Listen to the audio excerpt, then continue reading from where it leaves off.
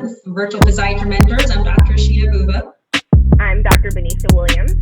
And together we are Sheena. Oh, you use a different tone then. Because I'm in the West Coast vibe today. Gotcha.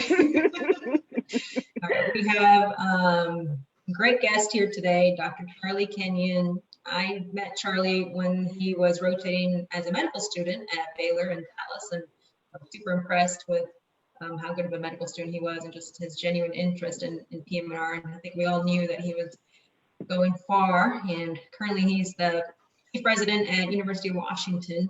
And I'll let Benecia kind of talk a little bit more about how she knows Charlie. So yes, Charlie and I are both TCOM alumni and both mentored by Dr. Omar Salad. So Charlie, I know you have a very interesting life that kind of brought you into PM&R, what you did before. And if you go ahead and tell us a little bit more about yourself, tell us where you're from, what you did before medical school, and then your training. Yeah, sounds good. Thank you guys for having me on, and going back, thanks for everything that you did for me as a medical student and as a resident. And it's been fun to see you guys start your own early careers and do that with a lot of confidence. So I'm Charlie Kenyon. I am from the Seattle area originally, currently one of the chief residents, and as of July 1st will be PGY-4 University of Washington. Going to be applying. Yeah. Yeah. So Sheena, I was thinking that I think we actually met. I was rotating as a third-year medical student in Dr. Salad's office.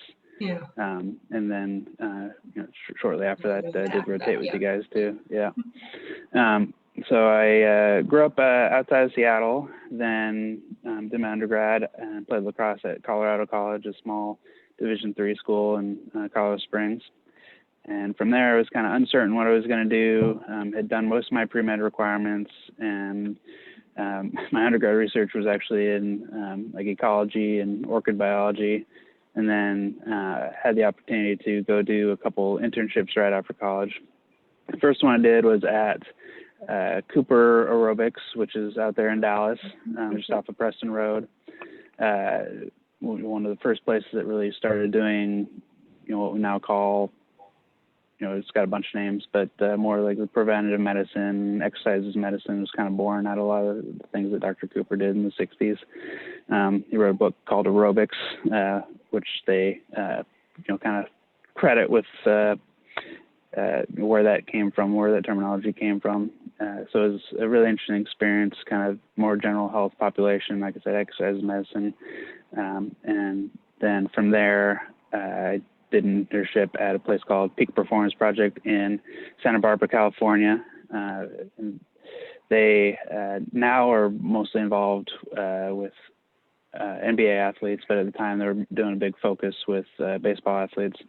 I was out there doing more like sports science, sports performance training, doing an internship, studying a lot. Had during my summer previously I had taken my certified strength and conditioning specialist test, and while I was in Santa Barbara, I also wrapped up some of my pre-med requirements, so finished up organic chemistry, some things like that, and had applied the first time for medical school at the end of that year. And while I was out interviewing, I had an opportunity that came up through my mentor out there, Dr. Marcus Elliott, who had reached an agreement with the Seattle Mariners back home to come in and overhaul their strength and conditioning program and their sports science efforts.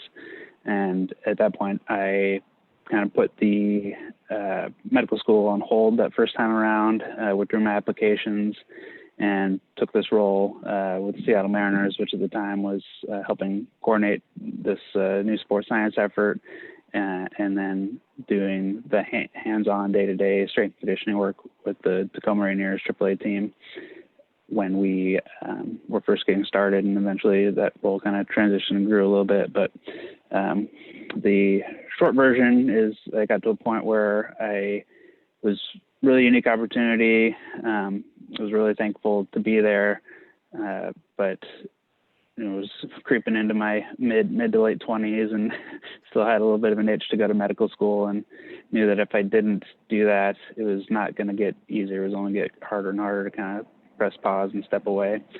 and now looking back, that was like almost 10 years ago. So it's most people, I'm sure they're watching, understand that this is a long process, and a lot of things change and evolve as you go through.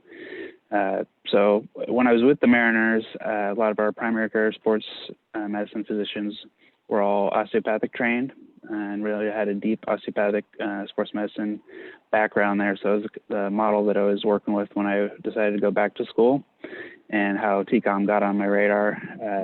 It felt like if I was going to go to osteopathic school, that having both the deep-rooted osteopathic traditions, and then also being in the DFW area, and having the resources of a state institution was going to be a really good fit for me.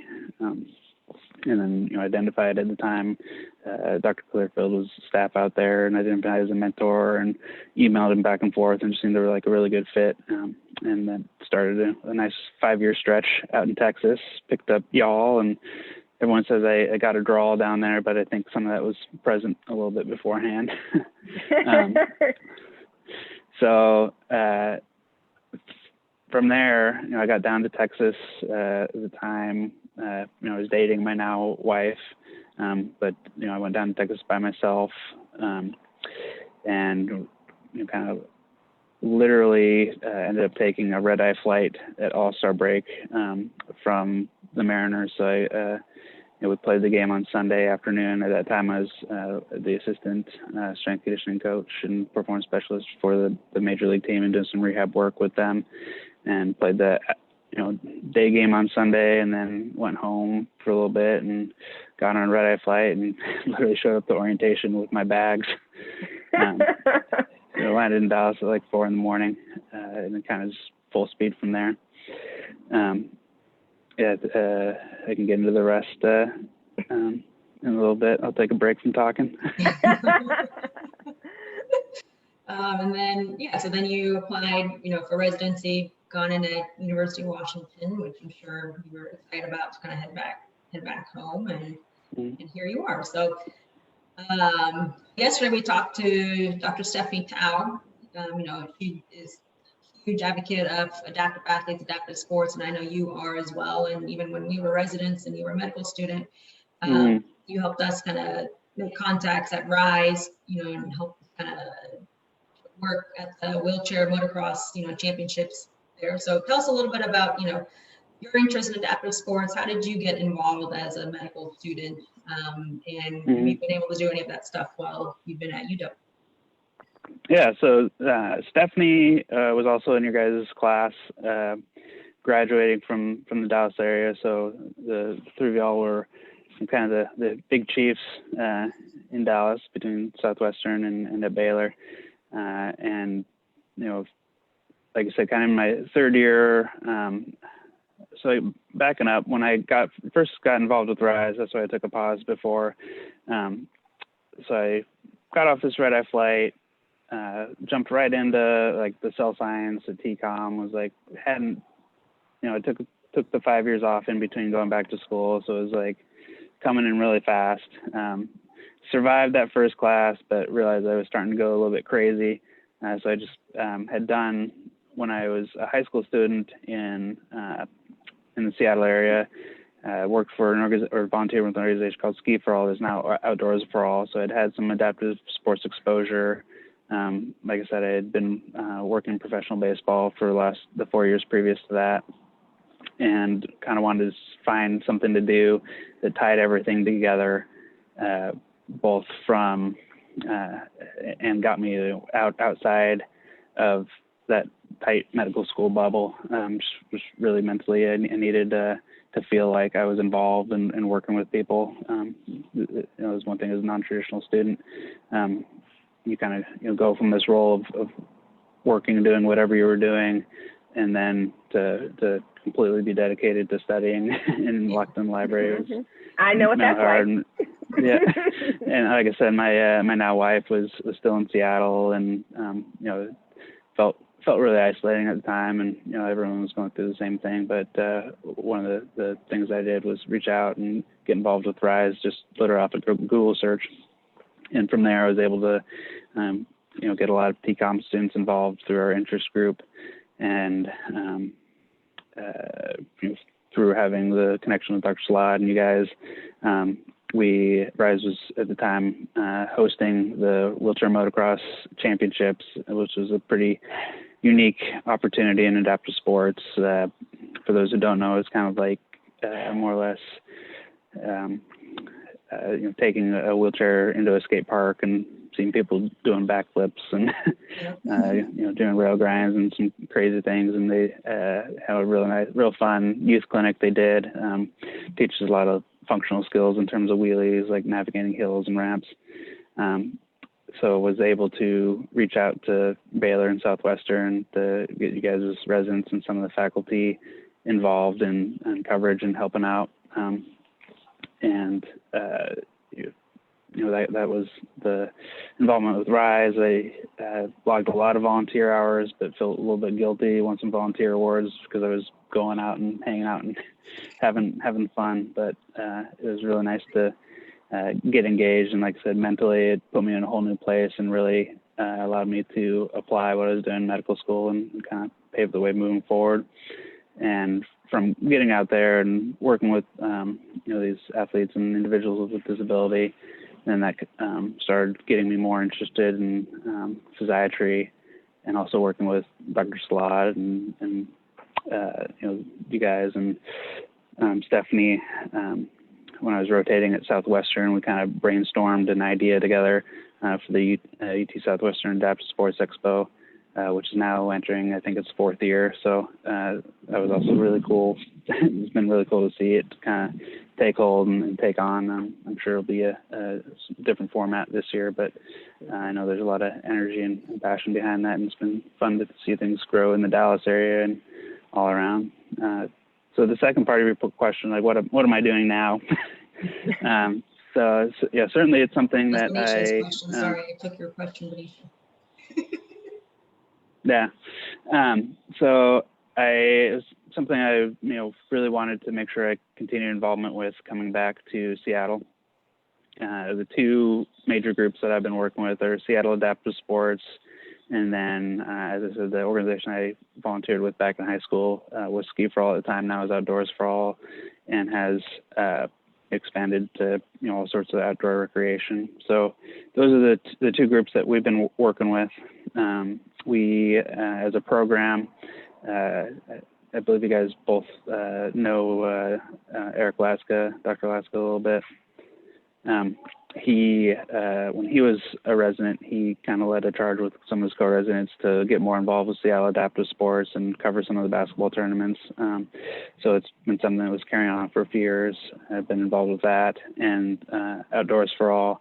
My first year back, I helped them with some downhill skiing and cycling programs, and this past year I had a really great time doing the cross-country ski touring with them.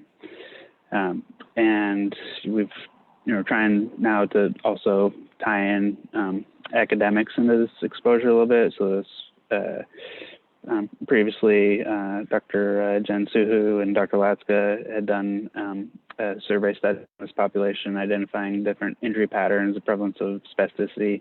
And then this year we built on that and put the data first into a poster that's in the ACSM pool, just looking at physical activity patterns. And we've also this year received AMSM local humanitarian grant. So we have some grant money that we're working to help support that group of athletes in this time of COVID. And it's something to keep an eye out for. We've had to evolve, as many of us have, evolve and build, but that project is currently being led by some of our rising R3s, Dr. Matt LaCourse and Dr. Lindsay Booker.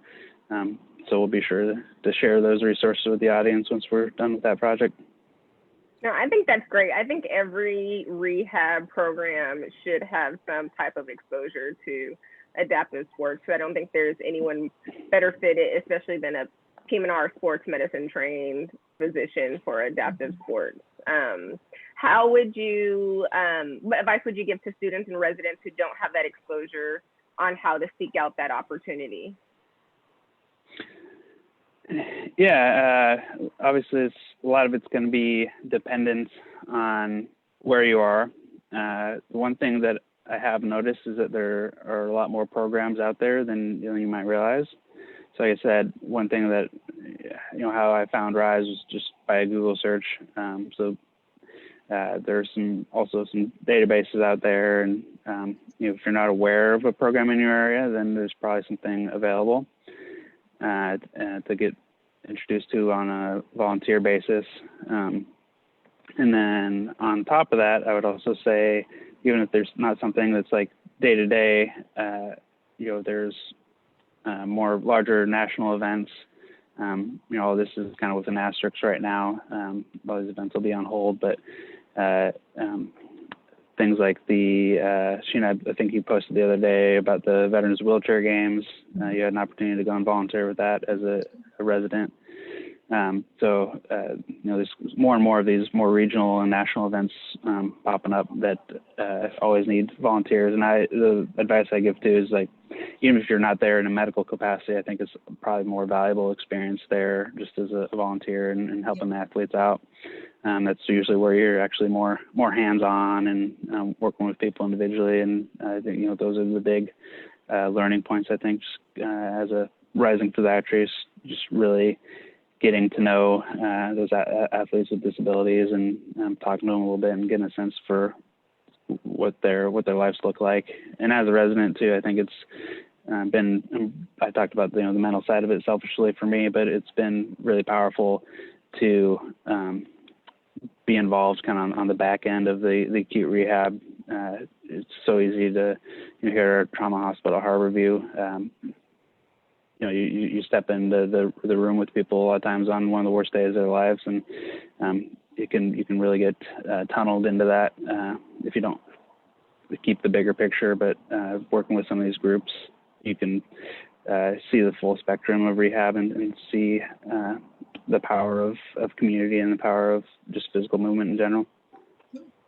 Great advice. The one thing I forgot when I was blabbering on there was the other advice I would say is that if you do these Google searches and you don't see it, that just means there's an awesome opportunity out there for you to put something together. So when Stephanie and I and the leadership over at Southwestern kind of sat down, Dr. Rinaldi, Dr. Bell was a big supporter as well, and said, we have all these individual organizations in the Dallas area. Can we figure out a way to bring them together and, also talk about athlete health and provide educational opportunities? And we kind of started that from a conversation and on the ground up. So if you don't find something, I think it's just an even bigger opportunity and a need to create a resource.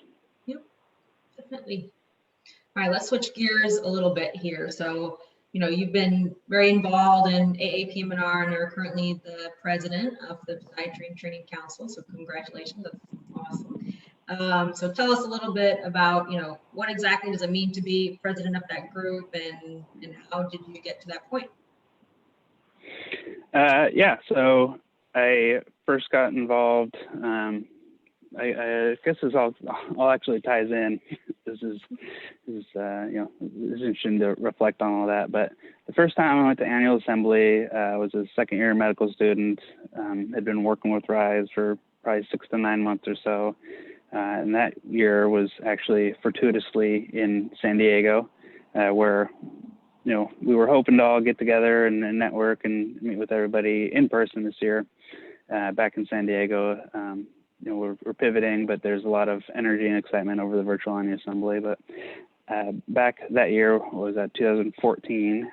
They had a focus on adaptive sport and Paralympic sport, and they had a kind of a dedicated Paralympic sport day. So that was probably the biggest selling point for me in terms of ultimately applying and pursuing this path, was getting out there and being in that room of everybody who kind of was with similar interests and hearing all the positivity. Everything just felt like such a good fit. I'm going to come back. I just want to make sure I don't forget to tell this story, because I know there's some anxious I love you guys, but anxious medical students. I'm currently an anxious resident, so I don't say that lightly.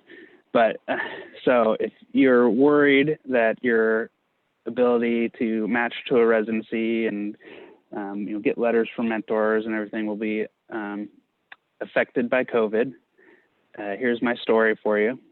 I don't know if Sheena or Benecia, you guys were out there, because I think you guys probably would have been R2s and covering the inpatient units. But with Dr. Slod, I went out and had dinner with a big group from Baylor Dallas, and really, obviously a nice place. And I wasn't feeling too hot before, but I was like, I'll kind of get over it.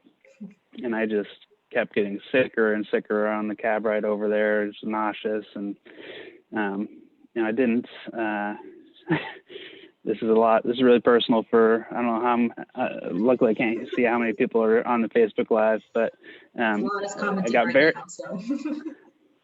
very sick and was able to get away from the table, but it was in the bathroom dealing with my illness. The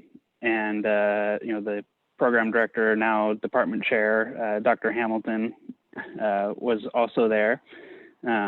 So it was kind of my first exposure to the Baylor residents and the program director, and something that I'm remembered for moving forward. But forward to 2 years from that, I rotated at Baylor Dallas, and I am able to get a letter of recommendation from Dr. Hamilton. And then 2 years after that, last year, I served on the medical education committee of AAPMR with her as well. So my long-winded point there is that if I can bounce back from that, then you guys all with your work ethic and and everything that you've done, have faith that this bump in the road with the virtual interviews and everything, I have faith that everybody will do great. So that was San Diego. Went back to medical school, worked some more, and we're talking about meeting you guys and meeting Stephanie Tao. So Dr. Tao at that time was also at that time she was the FIT president, and from rotating with there and doing the work on the Adaptive Sports Expo, we stayed in touch. And when I graduated and entered my internship, she kind of advocated and mentored me to apply for the role in the FIT Council. So I was able to, I was fortunately selected for that and served on the membership committee as a PGY-1. And then the following year in the medical education committee, and then this year as the FIT board president. So it's kind of the main exposure. We're shameless plug. We're currently in our application cycle, closed early August. So I'll probably forward you guys some information to post up the links for that and just spread the word. But obviously, if anybody has any questions, hit me up on text, email, Twitter. We'll make sure you know how to find me and learn about those opportunities. But I'm going to blank on the exact numbers. About 12 residents and fellows. So it's resident and fellow. So we call it the Physiatrist and Training Council. You have the opportunity to come in, sit on these different AAPMR committees, and your voice is really respected and wanted in terms of providing that in-training perspective. And then, as the president, you kind of coordinate all that, and I've had the opportunity this year to sit on the board of governors as well, which has been really insightful just to get that exposure and be able to kind of hear and contribute in those conversations. Has been, different this year than we anticipated, but it's also provided a lot of learning opportunity, and it's been some tough conversations, tough decisions, and been working hard to make sure that all of our in-training residents have their voices heard and resources are put out there. But it's also been an honor and a pleasure as well. No, that's awesome. I'm not surprised at all. So I was like, he is the perfect fit, and I know that you are always going to do great things within AAPMR. So I'm very proud of you. So you are the first rehab resident we've actually had on. I was thinking about that last night. We've had a lot of people who are in fellowship, have gone through fellowship, and are practicing now. We've had Omar on. We've had a PGY-1 on, as well as the MS4. But you're our first rehab resident, so we're super excited to have you on. So tell us a little bit more about UW. Plug your program. Tell us what attracted you to it, and how many residents you guys have, and then kind of a little bit about your interview process when you were applying.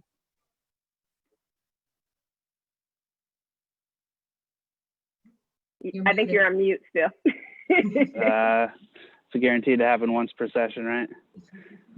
So I'm from the Seattle area originally, and then told the story about going out to Texas for medical school. And obviously UW was going to be on the top of my list. My wife and I knew we were going to be at a point where we're, probably had a growing family. We didn't have any children at the time, but with, through intern year and then come back, we had a 3-month-old when we ended up moving back, our son Wilkie. So geographically, that was probably the biggest thing for me. I'd really encourage anybody going through the process right now. You'll be tempted to look at rankings and all those things like that, but one thing that I really valued from going on a lot of interviews and talking with a lot of people is that really every single program in physiatry is very strong, gives you opportunities to individualize towards your interests. So I would, just say that, have these conversations. A lot of people are doing great about reaching out on social media, and expect a lot of websites to be updated in the next few months. It might feel like things are moving slow, but we all definitely have are aware and want to make sure people have as much information on the culture as they can. So for me personally, outside of geography, the strength point for the program in my eyes is that we rotate at 4 very different hospitals. Seattle Children's, which if I turn the computer, you might be able to see at the corner of my yard. Then the University of Washington Medical Center, where we see a lot of our medically complex and all our transplant patients. Our LVADs are all over there. Harborview Medical Center, which is uniquely the only level 1 trauma hospital for our region. So we cover a big, broad, diverse patient population from Washington, Idaho, Wyoming, Montana, different parts of Oregon. People might end up coming up to us. So it's a really unique and challenging environment. And then the Seattle Puget Sound VA, which similarly also serves a large regional role. So it's not uncommonly you'll have to be navigating not only the patient with a spinal cord injury and all the patient care points that come with that, but then also having to navigate discharging them back to their home in Alaska, which is definitely an honor and a privilege to have all those opportunities. So I think overall we just have very strong and robust and unique opportunities from a learning perspective. Faculty and culture is very much one to ask questions and be collaborative and work together. It's a bigger program, so we have average of 8 per class or 9 per class, but it's over the years, rather than backfilling spots, just added residents to the incoming class. So my class is a little bit larger. We have 11 residents. And then the class I'll be matching this year will have 8 residents. And so this year our 4s will have 11, our 3s will have 8, and our 2s will have 8, and then 3 categorical interns as well, with 5 more joining them next year. So with a bigger program, I think my experience generally is, with you guys having the culture at Baylor is there's 3 residents per class, and everybody's in the same workroom, and everybody's very tight knit. But just by virtue of being in the city and people are spread out, we have to make a more concerted effort to get together, which we do. Not these days it's different, looks different, but it's as just as advice for people who are going around and looking. I think their size of program is something that's important to consider. But I would definitely not change anything. I've had great mentors and lots of opportunity out here, and the added benefit of being close to family. We feel very fortunate to be here at the University of Washington. I think we posted about this, but we're probably going to, I know PM&R Scholars is doing a great, virtual physiatry fair where they'll have residency programs coming and talk about their groups. And I think we'll probably do like an Instagram takeover where we'll have a program just take over our Instagram for the day and just kind of give little snippets of their residency life. I think that'll be nice for us to kind of show to candidates that are interested. So, Charlie, so you mentioned, in Baylor we have 3 residents per year. In Benecia, myself and our other PGY-4, Jason, we split our chief duties. And so I think our biggest, role as chiefs was probably the didactics, coming up with lectures and kind of getting that set up. So as, how's it kind of set up at University of Washington? So you're one of the chiefs. Do you share your duties with some other chiefs? And then what are kind of your major roles as a chief? Yeah, so we have 2 chiefs per class. It's a kind of peer vote process. So myself and Dr. Ben Carpenter are the 2 chiefs this year. And there's traditionally not any, some places will have an academic chief or a clinic chief or a VA chief, but it's kind of a shared, truly a co-chief role. And we're, just coming on over the last month or so and, figuring out what our style is going to be. We both also have toddlers, which is different than years past. So we're trying to navigate that and remember to switch your brain around when you're in dad mode and when you're in chief mode. But hopefully I haven't offended any of my co-residents by talking to them like I do to my 2-year-old. But no, we're lucky to have, beyond the support and Ben, another sneaking some more key advice, starting from your application process, is just how important the program coordinators are and making sure that you're treating them with respect. And our program coordinator, Karen Ennis, and assistant coordinator, John Kim, they're both just fantastic support and resources for us. So some of that role this year has also been complicated and different just by virtue of trying how many variables are changing week to week in terms of what our clinic strategy is, getting people onboarded. So it's been a good learning experience in terms of navigating the uncertainty that I think everybody is faced with. So we're kind of growing into this. We just posted our welcome Chiefs letter on our UW PM&R website. So anyone's interested can get a little flavor for the program through that letter. But overall, it's also great to represent and lead and work with a group of residents that are as passionate about their individual interests as we are at UW. So it's been very fortunate. I'm really looking forward to meeting and working with the incoming residents starting Wednesday. Yeah, UW's a great program. So as many of you guys know, Sheena and I had started the Virtual Physiatry Mentor page in the wake of COVID. We kind of identified and foresaw some of the gaps in opportunities that are available to medical students and residents that you kind of would learn while you were doing your rotations. So we came up with this page to kind of help. So we're interested, how has COVID changed your education? Because it hit towards the latter part of your PGY-3 year, and how you guys have kind of adjusted your residency. So also, in Seattle, I think we had the first, yeah, I mean, we've been very fortunate compared to many areas. But it was early, like our kind of calling card and all this is that I think we had the first death, and then the first, it was in the United States, the first real eye opener where, the virus got into the wrong facility and, they had, you just kind of open your eyes to, especially, as a physiatrist, how many vulnerable patients you might have in a skilled nursing facility.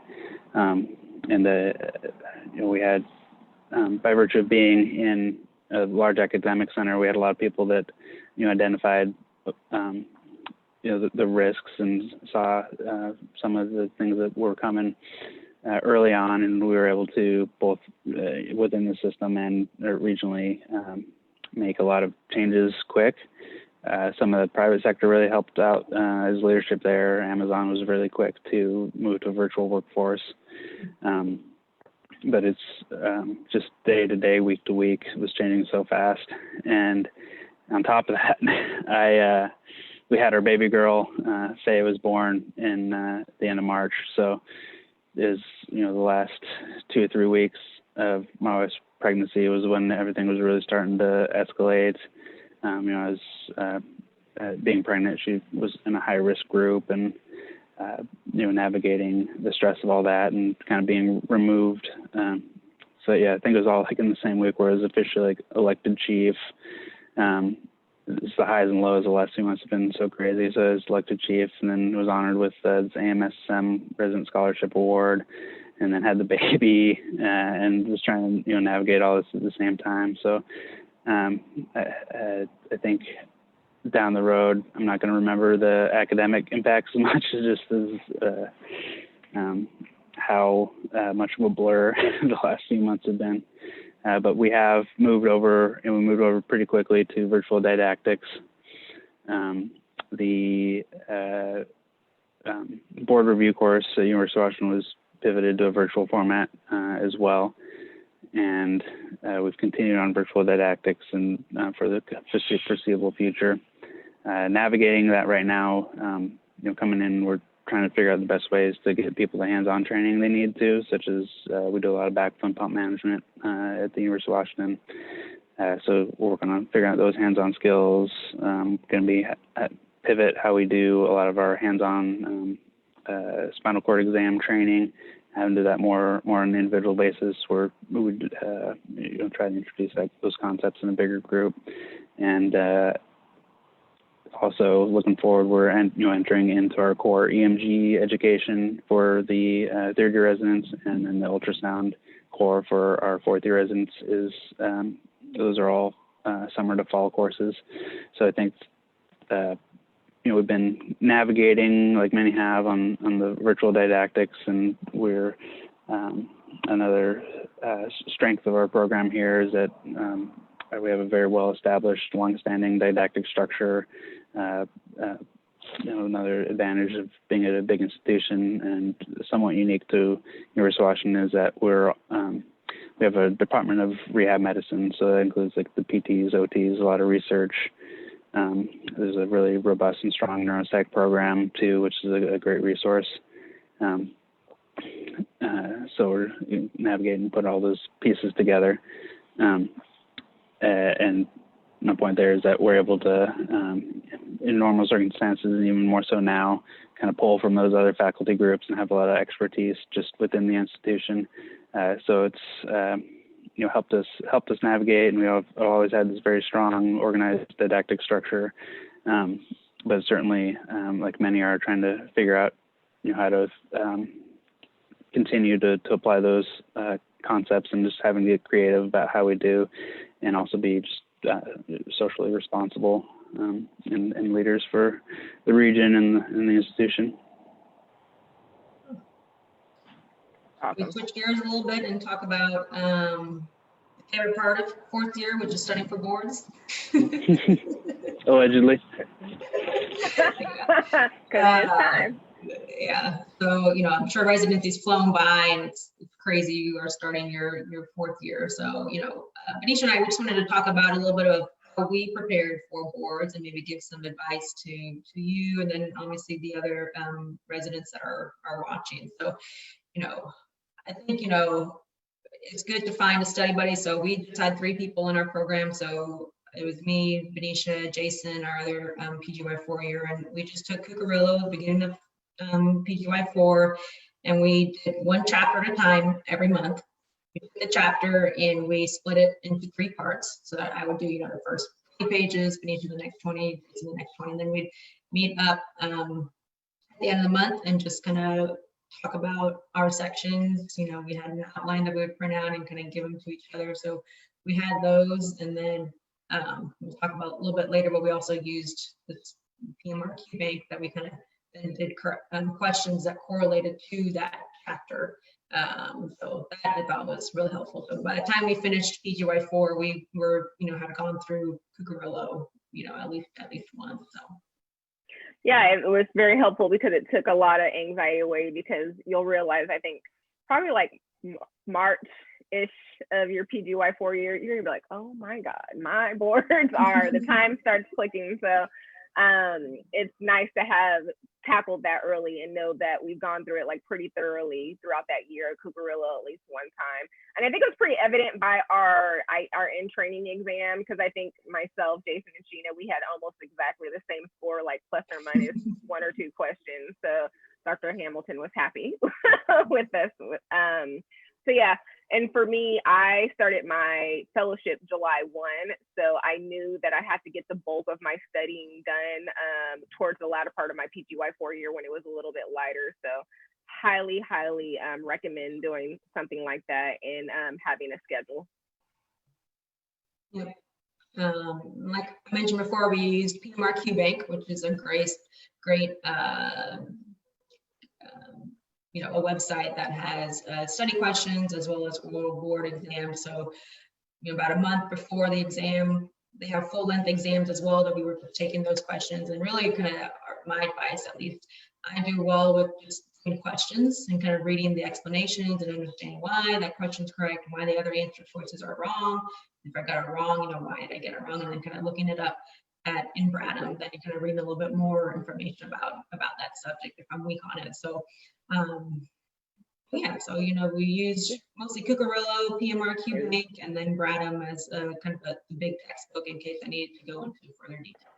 Yeah, and it's just important to remember to build your stamina too, because it's a longer test. So that last 2 weeks before we took our exam, like we were doing full length tests. I think I did one like I try to do one every day or every other day, something like that. I kind of blocked it from my mind, but are we scaring you yet, Charlie? Nah, I think it's just thinking about the time management of it. For me, it's we'll be getting ready to transition out some of the fit board leadership roles. So right now it's just particularly busy. So doing the fit board president work and leadership there, and then taking on the chief resident roles and make sure we get everybody onboarded, and then get a good footstep and support all the medical students in the first parts of recruitment. And then, obviously the family, the realities of having 2 almost going on 2.5-year-old and a 3-month-old. So it's navigating, but like I said, I benefit from having a really strong didactic program here, and we do a really nice focused neuro rehab collaborative core in the fall and winter. And then another benefit of being at the University of Washington is that we are able to attend at no cost and have the protected time for the board review. So very fortunate to have all those resources, but I do appreciate your guys' points about having a start and a schedule. And I think that's a goal for sure, is to get through the book of choice at least once to know how you're navigating, and then start sprinkling some of the question bank questions early and not get surprised. But and then on top of everything, I'm also applying for a fellowship, which those all go out mid-August, and trying to navigate interviews and everything too. So now I'm probably scaring all the medical students and early residents, but I wouldn't trade it for anything. But yeah, it's time management at the end of the day. Like you said, it's like if you're able to manage your time, it just lessens the anxiety, because it can creep up on you very quickly. Yeah, I think things that you can't do, like you said, like prioritizing, try making things your prioritize. Wow, that word. So Charlie, so you mentioned, you're applying to fellowship. So I think you told us that you are applying to ACGME Sports Medicine Fellowship. So, one of the most important things about that is showing, doing a lot of sports coverage, which you've had a lot of exposure to. So I think one of the 10 questions Dr. Slaughter has asked was just, how much sports coverage do you need for, for applying to fellowship? Yeah, I might punt this one to Benecia, but I'd say, the availability is going to be different. So for us, we have, 2 marathons that our department leadership helps organize every year. This year, that turned out to be 1 marathon. Many people, I think this is going to be more of a unique year in terms of, some of your sports opportunities just are different. Less marathons. Who knows what football is going to look like in the fall? I think one thing that I'm glad I did a lot was as a medical student, I did a lot of coverage and early in residency where I could. We at our program worked with Ballard High School, and then don't forget about being involved in PPEs and things like that. I'll hand off to Benecia in a little bit to talk more specifically to that. But the other thing I would say is similar to what we're talking about in the adaptive sports specifically, and also remember about the adaptive sports opportunities. I think depending on the program you're applying to, that will be looked at more or less as medical. If you're providing medical coverage, obviously medical coverage, but also just being out there and volunteerism, I think is the main point people are trying to get across. But in this current day and age, if you are not getting the coverage specific opportunities that you can, I think, if they're all also, this is all my opinion. I'm not a program director and I'm an active applicant, but I think opportunities to fill that gap would be in athlete education. I think putting together some YouTube videos or handouts or trying to help a lot of these organizations, whether it's youth sports or adaptive sports or high schools, colleges, get back on their feet and get rolling. I think there will be some unique opportunities to show some initiative and leadership there. But if you're trying to get me to say a number, I don't know. I think it's more important. It's like variety. Yeah. I think variety is important, is what I've seen when people come through. Obviously in Texas, everyone covers football. So they like to see just different things. Like you said, do some marathons. I brought up Rise Adaptive Sports, which they thought was very cool. And any kind of variety you can get is important. All right. Someone asked, which was more difficult, your PGY 2-year or your intern year? So one thing that benefited me is that neither was as difficult as working at spring training and the hours and the sleep. I would say that's a great question. It's really going to be individual. For me, I think it was more ultimately related to what was going on in my life otherwise. So my intern year, I had done my medical school at Texas College of Osteopathic Medicine in Fort Worth, and then did my internship at Baylor Scott & White in Temple, Texas, which was a really nice, focused place to be. A really nice regional hospital, good VA experience. I had a night float coverage system, which helped me out. I knew I was going to get out by 5 or 6 and have an opportunity to get to the gym and kind of stay sane that way. I was out there with a lot of TCOM students, so I had a good support network there. And then we were still, childless at the time. So Wilkie was born in March of my intern year, and then navigating the move back home to Seattle with a 3-month-old. And it's always, even though you have a year under your belt, the environment's different.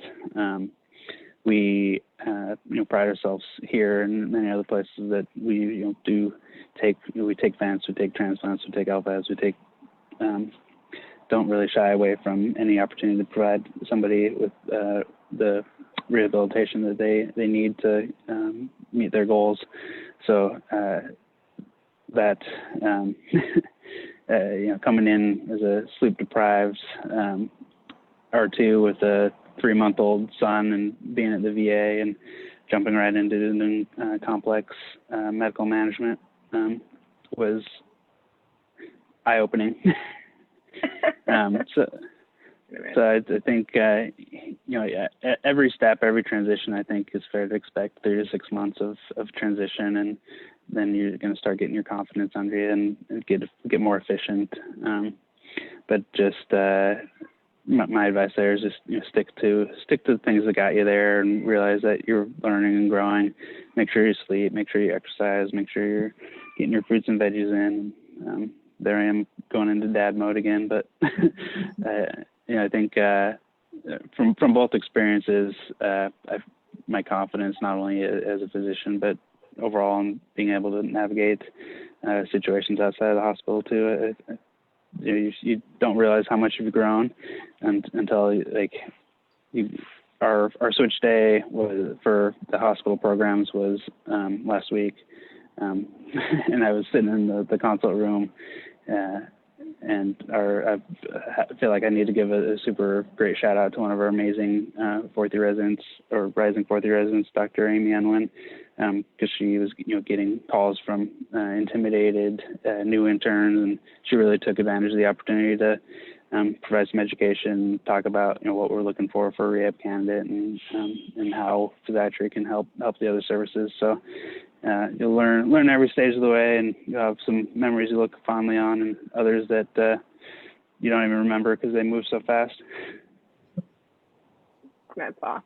I do have to read some of Dr. Omar Salad's comments, or I will hear it. So he said, sounds like the only thing you guys don't have in Seattle is a football team.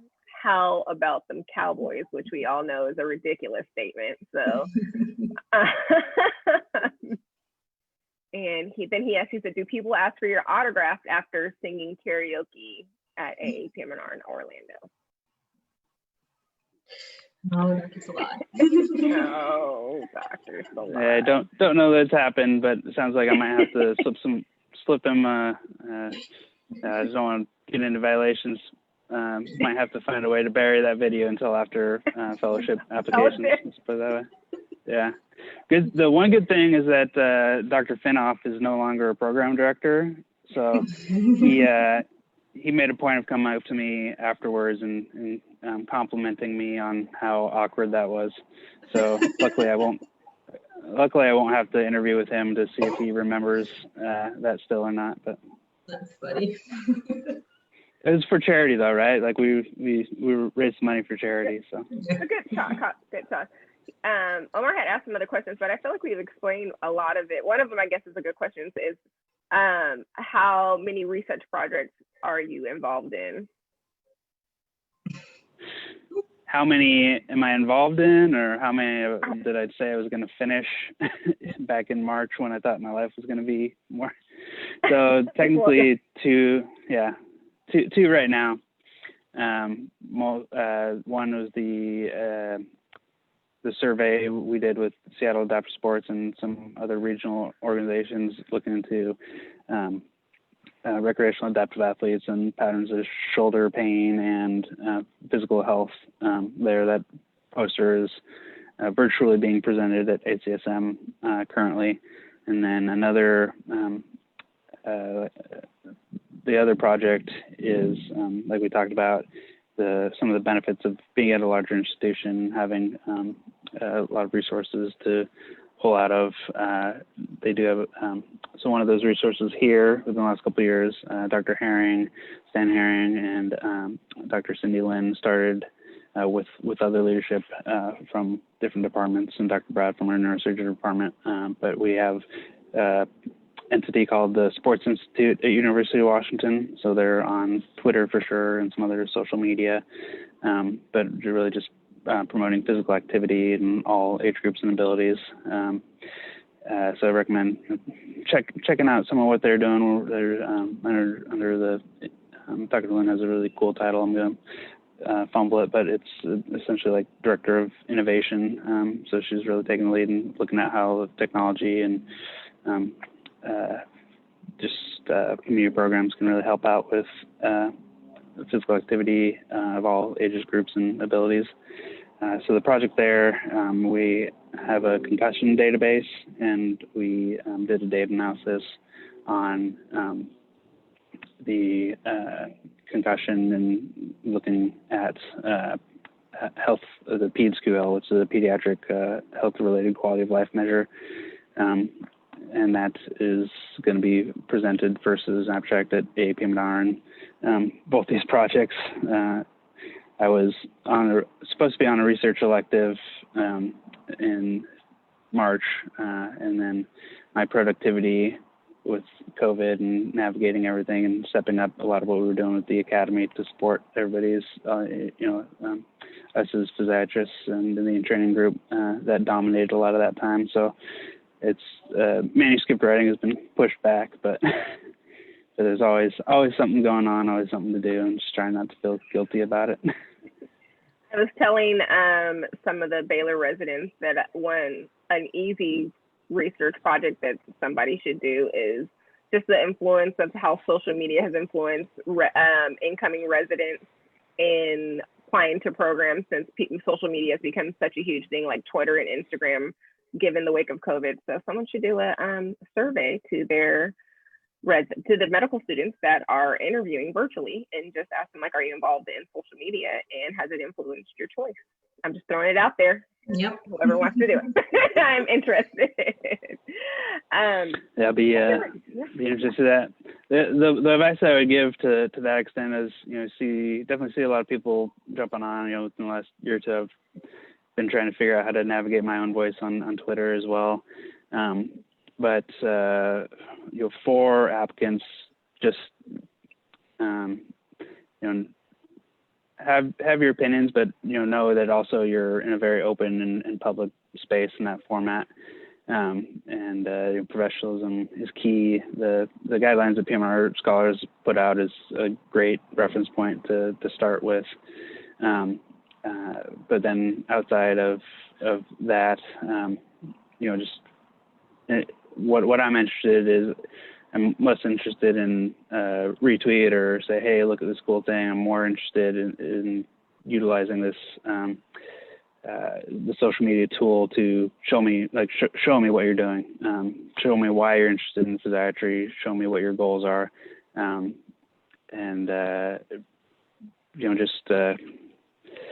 I think everybody that I've seen and followed and friended and everything is doing a really great job in communicating their passion and interest. But I think the way you take that up to the next step is getting personal with it, and in the right way. Like, and you don't have to. You can highlight things you've done in the past. It's essentially it's going to become like your virtual CV to some extent. Except more out there and more public, more accessible. And I think everybody realizes that. But like you said, Benecia, it'll be really interesting to see how that evolves and how both. I've been very impressed on how it's been used to create communities in this time. We've been kind of separated a little bit, but also. I hope a lot of that positivity and teamwork continues through the next few months. It's been really fun to see and be part of. Yep, great discussion. All right, I think we've been on for about an hour. Charlie, I'm sure your mouth is super dry. And the babies are probably ready for you. Yeah. Well, thank you guys for having me on. Yeah, no. Yeah, I've got more questions. We can't forget our last question, though. We always have to ask. Is if you weren't a PM&R physician, what would you be? Goodness, does that include like any sort of physician, or you can do both medical and outside? Oh yeah, you can do both like a different field and in medicine as well as outside of medicine. Gotcha. So I think in terms of if I hadn't found physiatry, I probably would have continued down the primary care sports medicine route. And I think the good answer, not the good answer, but I was doing something that I enjoyed and it was a really cool, unique opportunity too. So I think there'd be a high probability I'd still be on the sports science side of things. I'm not sure that would still be in baseball, but I'd probably be hustling pretty hard trying to get a job with the new NHL team here in Seattle. Cool. Yeah. Well, this has been great, Charlie. Yeah. Do you guys mind if I plug one more thing here? Please do. Yeah. I want to, sorry, I'm looking at my screen trying to make sure I pull up the right date on it. But, so, we'll work out to get the specific dates and stuff like that out, but I just wanted to highlight. Repost it too. Yeah, so importantly, in response to, Breonna Taylor, George Floyd, a lot of the discussion around that and how we're going to move forward as a specialty around racial inequities and things like that. The Academy is going to have open town hall here in mid-July. I want to say it's July 14th. July 14th. July 14th. I have it pinned in my calendar. Yeah. Yeah. So I just wanted to take the opportunity, to promote that with the audience, because obviously it's a very important conversation that we're looking to move forward. Yep. Yeah, I think it'll be cool. Chait is actually writing an article through the AAPMR. Oh, you got in touch with him? Yeah. Yeah, he reached out to myself and Ngozi just to try to get our background as African American physiatrists and just kind of what we've gone through, which is really cool. So we'll let you guys know when that comes. Awesome. Yeah. So I'd say that, and then also any aspiring mentees that either you guys or anybody listening might know, just definitely encourage them to apply for the Fit Council positions, and don't be afraid to get in touch with me or anybody if you know any passionate and rising leaders. How do they get in touch with you? Give us your handles on social media. I always forget where I put the underscore, but I think it's @C_Kenyon DO. Yeah, I think if they just put you on Twitter, it'll come up. It's probably Kenyon. Yeah. Sure. Yeah. Yeah, hopefully all the good stuff. I need to do a good screen coming into fellowship applications. But thanks, guys. This is fun. Make sure, like I said, anybody has any questions, we get to reach out. And awesome. And thank you again for everything. Thank you again for everything. Dating back to those first days, 2014, 15, and all that. So. As we mentioned earlier, we're going to have a very special giveaway.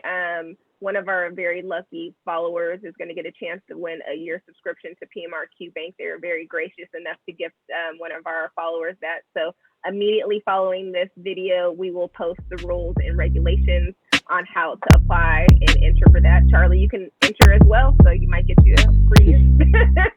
All right, guys, we'll see you next